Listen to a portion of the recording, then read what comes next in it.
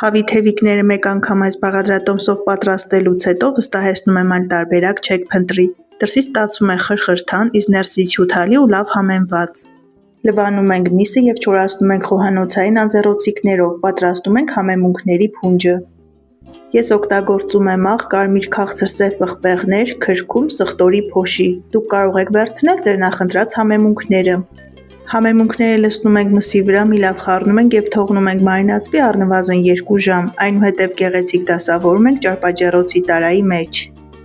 Եթե ճարպաճեռոց չունեք, նույն եղանակով կարելի է պատրաստել նաև ջեռոցում, ոչ մի տարբերություն։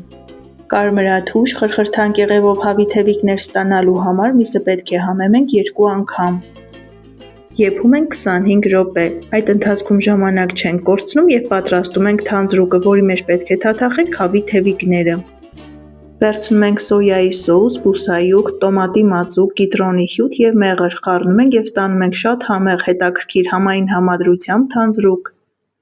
Հավիթևիկները տաք վիճակում լցնում ենք թանձրուկի մեջ, մի լավ խառնում ենք, դասավորում ենք տարայի մեջ և դնում ենք ճարպաճեռոցը, այս անգամ ընդամենը 5 րոպե, որպեսզի գեղեցիկ համաչափ կարմրեն։ Այս եղանակով պատրաստված միսը համարվում է նաև դիետիկ, քանի որ օգտագործում ենք շատ չնչին քանակությամբ բուսայուղ։ 5 րոպե անց մատուցում ենք, շատ համեղ է ստացվել, բարի ախորժակ։